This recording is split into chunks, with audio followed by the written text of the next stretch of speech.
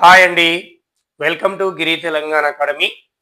ఈరోజు మనం తెలంగాణిస్టు మీద టీజీపీఎస్సీ నిర్వహించినటువంటి ఎగ్జామ్లో వచ్చినటువంటి ప్రీవియస్ క్వశ్చన్స్ని డిస్కస్ చేద్దాం. ప్రీవియస్ క్వశ్చన్ కనుక మనం డిస్కస్ చేసినట్లయితే గత ఎగ్జామ్లో టీజీపీఎస్సీ నిర్వహించినటువంటి ఎగ్జామ్లో గత ప్రశ్నను ఒకసారి చూసినాం. ఈ క్రింది ఆంధ్ర మహాసభ సమావేశాలు వాటి యొక్క అధ్యక్షులని జతపరచుము అన్నాడు. ఏంటిది ఇక్కడ? ఈ క్రింది ఉన్నటువంటి ఆంధ్ర మహాసభ సమావేశాలు మరియు వాటి యొక్క అధ్యక్షులు. ఇది క్వశ్చన్ ఏరియా. మనకు మొత్తం 13 ఆంధ్ర మహాసభలు జరుగుతాయి. 1930 నుంచి 1946 వరకు ఈ ఆంధ్ర మహాసభలు 13 నిర్వహించడం జరిగింది. వాటి యొక్క అధ్యక్షులు మరియు అలాగనే మహిళా అధ్యక్షులు, అలాగనే ఏ సంవత్సరం నిర్వహించబడింది, తర్వాత వాటి యొక్క ప్రదేశం, ఈ ఏరియా మొత్తం ప్రతి ఆస్పిరెంట్కి మైండ్లో ఉండాల్సిందే. సమావేశాన్ని తీసుకున్నట్లయితే దాని యొక్క అధ్యక్షుడు, మహిళా అధ్యక్షురాలు, ఏ ప్రదేశంలో నిర్వహించబడింది, ఏ సంవత్సరంలో నిర్వహించబడింది, వీటి మీద ఎగ్జామినరు ఫోకస్ చేస్తున్నాడు. ఒకసారి ఈ క్వశ్చన్ మనం చూసినట్లయితే సమావేశాలు ఏమిచ్చిండు? 4వ ఆంధ్ర మహాసభ, 5వ ఆంధ్ర మహాసభ, 6వ ఆంధ్ర మహాసభ, 8వ ఆంధ్ర మహాసభ. అలాగే ఇటువైపు కేవి రంగారెడ్డి గారు, మందముల నరసింగరావు, రావి నారాయణ రెడ్డి, సురవరం ప్రతాప్ రెడ్డి, మాడపాటి హనుమంతరావు. వీటిని ఒకసారి జతపరచమన్నాడు. మనం దీన్ని ఒకసారి చూసినట్లయితే ఈ 4వ ఆంధ్ర మహాసభ 1935లో నిర్వహించడం అనేది జరిగింది. ఎప్పుడు? 1935లో. ఎక్కడ నిర్వహించారు అన్నప్పుడు సిరిసిల్లలో. ఎక్కడ? సిరిసిల్లలో. ఒకసారి చూడండి. 4వ ఆంధ్ర మహాసభ 1935లో సిరిసిల్లలో నిర్వహించడం అనేది జరిగింది. ఈ సభకి అధ్యక్షత వహించినటువంటి వ్యక్తి ఎవరంటే మాడపాటి హనుమంతరావు.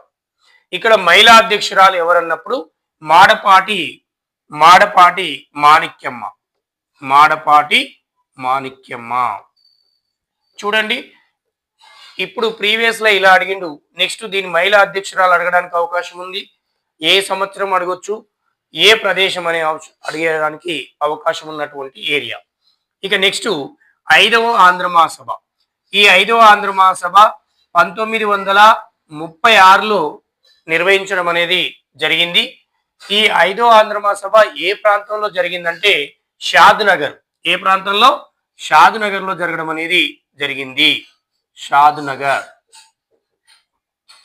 నగర్ లో 1936లో నిర్వహించారు.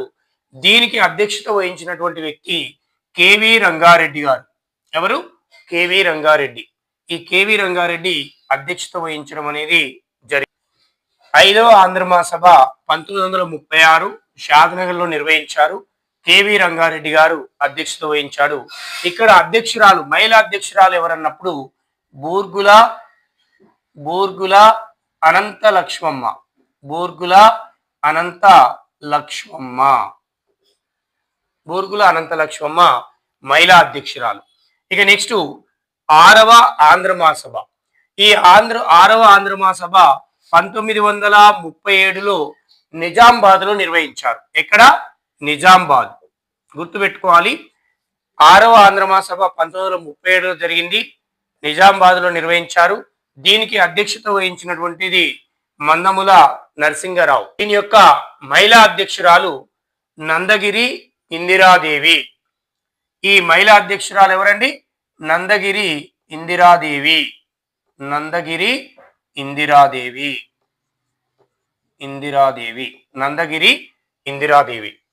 ఇక చివరిది 8వ ఆంధ్ర మహాసభ. ఈ 8వ ఆంధ్ర మహాసభ 1941లో నిర్వహించడం జరిగింది. ఇది చిలుకూరులో నిర్వహించారు. చిలుకూరులో దీని అధ్యక్షత వహించింది రావి నారాయణ రెడ్డి గారు. ఎవరు? రావి నారాయణ రెడ్డి. మహిళా అధ్యక్షురాలు ఓబుల్ రెడ్డి రంగమ్మ. ఎవరా మహిళా అధ్యక్షురాలు? ఓబుల్ రెడ్డి రంగమ్మ. 8వ ఆంధ్ర మహాసభ 1941లో నిర్వహించారు. ప్రదేశం వచ్చి చిలుకూరు. అధ్యక్షుడు రావి నారాయణ రెడ్డి గారు, అధ్యక్షురాలు రంగమ్మ ఓబుల్ రెడ్డి. వీళ్ళు ఈ 8వ ఆంధ్ర మహాసభ. మన ఆన్సర్ చూద్దామండి.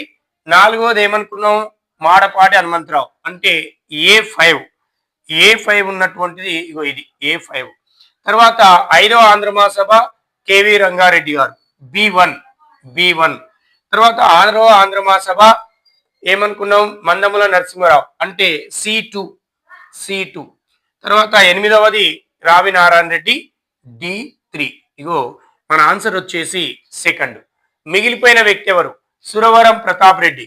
మరి సురవరం ప్రతాప్ రెడ్డి దేనికి అధ్యక్షత వహించలేదా? వహించాడు. దేనికి వహించారు? మొదటి ఆంధ్ర మహాసభ అయినటువంటి 1930లో జరిగినటువంటి జోగిపేటలో జరిగినటువంటి ఆంధ్ర మహాసభకి సురవరం ప్రతాప్ రెడ్డి గారు అధ్యక్షత వహించారు. ఎప్పుడు జరిగింది అది? 1930. ఏ ప్లేస్ లో? జోగిపేటలో. ఎవరు అధ్యక్షత వహించారు? సురవరం ప్రతాప్ రెడ్డి. ఆ సభకి మహిళా అధ్యక్షురాలు ఎవరంటే నడింపల్లి సుందరమ్మ. ఈ విధంగా ఈ మ్యాచింగ్ మనం ఇది డైరెక్ట్ ఆన్సర్ చదివితే యాస్పిరెంట్ కి కమాండ్ రాదండి.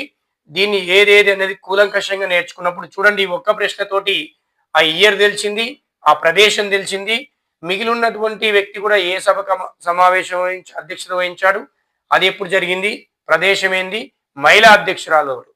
ఈ విధంగా మనం కనుక ప్రీవియస్ క్వశ్చన్స్ ని అన్నిటిని క్షుణ్ణంగా ప్రాక్టీస్ చేసినట్లయితే ఇలా ఎనాలిసిస్ చేసుకొని కంపల్సరీ యాస్పిరెంట్ కి సబ్జెక్ట్ పై కమాండ్ వస్తుంది.